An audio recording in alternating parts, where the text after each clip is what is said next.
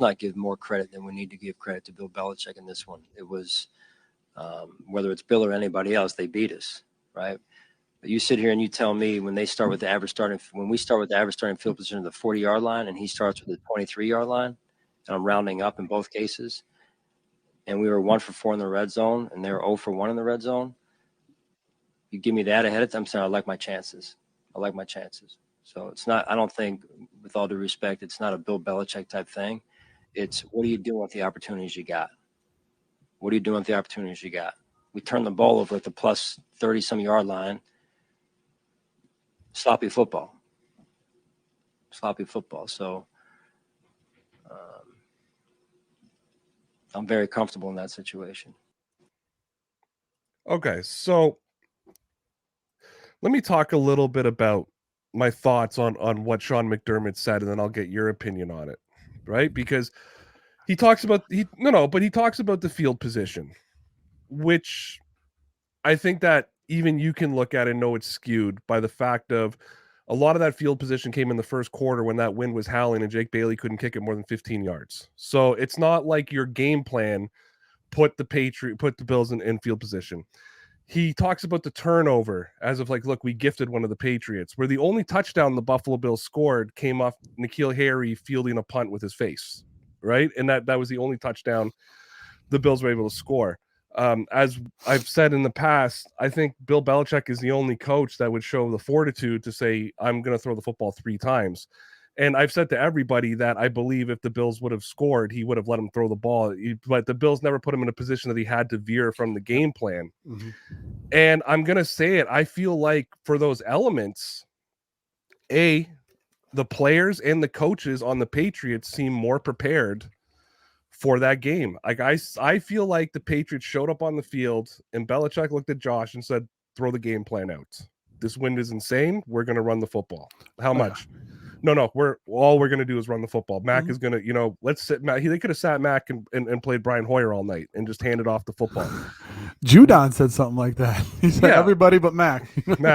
Everybody but Mac, because all he did was hand off.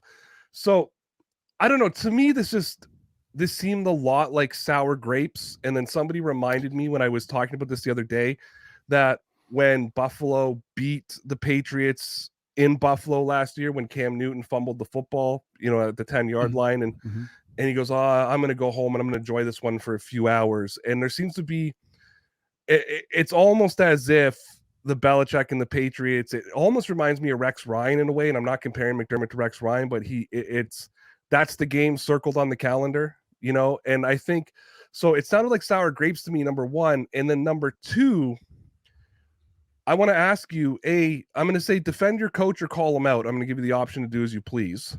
And then number two, is that not the wrong mentality? Because this was your division coming into this season, meaning the Buffalo Bills. You should have the mentality of they're chasing us, not the other way around. And this almost seemed like sour grapes, like, we got beat by the Patriots again. So I know it's a division. I know it's personal. I know it's this. Oh, no. But McDermott seemed like a very different guy on Monday night. And I want to turn it over to you and give you the chance to defend, maybe do both, or just agree with me. So I'm going to turn it over to you. Well, I don't know if it's so much sour grapes. I mean, we've seen, maybe you haven't seen it being a Patriots fan, but coaches routinely will send messages to their team through the press conferences. We've seen Bill Parcells do it. We've seen, other coaches of that mold try to send a message to their team through the press conferences. Up until when the Buffalo Bills beat the Pats on that Cam Newton fumble, I don't think he's beaten them. So to finally get a win against the king, of the mountaintop was big, even though, 12 had left town. I mean, it was a big thing for the Buffalo Bills because last year, nobody saw them coming. This year, by the time that they played on Monday, it wasn't the Buffalo Bills division. I mean, it was still the Pats division because they're in the lead in there. So that was, I guess that's where I just have a little bit of a disagreement. Now, is it sour grapes? In 5 years, I have not seen this out of Coach McDermott for his pressers. He doesn't give you anything in his pressers. There's a joke around Buffalo where they say, oh, you're going to say Sean McDermott press conference bingo. What's he going to say now? Oh, we're going to try to prepare as well as we can and try to do this, try to do that. I think it could be a little bit of him hitting the panic button.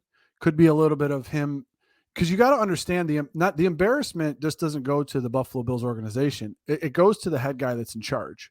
And what he said on there, he said, listen, maybe he's throwing a message to the offense and saying, listen, you started at the plus 40 and you do that. We said it on our post game, basically, Ray. We said on our post game, we said, listen, the Buffalo Bills had chances to win. It wasn't like the Patriots were overwhelming the Buffalo Bills. There were chances in that game. And you even stated in there and said, listen, that was the most stressful 4th and 14 I've ever had as a Patriots fan, because you just never know the firepower and what could happen from Buffalo Bills. So I think the Buffalo Bills have been Jekyll and Hyde all year. I think he's tired of it. I think he's tired of he gets the same questions at all the press conferences. He hasn't molded himself as like, say, a Bill Belichick, who's really one of a kind with those conferences, to say, okay, if he doesn't want to answer something, he's not going to answer it. He's going to say, we're on to Cincinnati. He's going to say something like that. But I think maybe a little bit of hitting the panic button for McDermott, and maybe sending a message throughout his team. It could sound like that from an outsider, that maybe he was whining a little bit, and I understand that. But I think mostly what he was trying to do was send a message to his team to say, hey, listen, I'm tired of taking the bullets for you guys. You guys got to take some ownership of what happened out there on Monday night.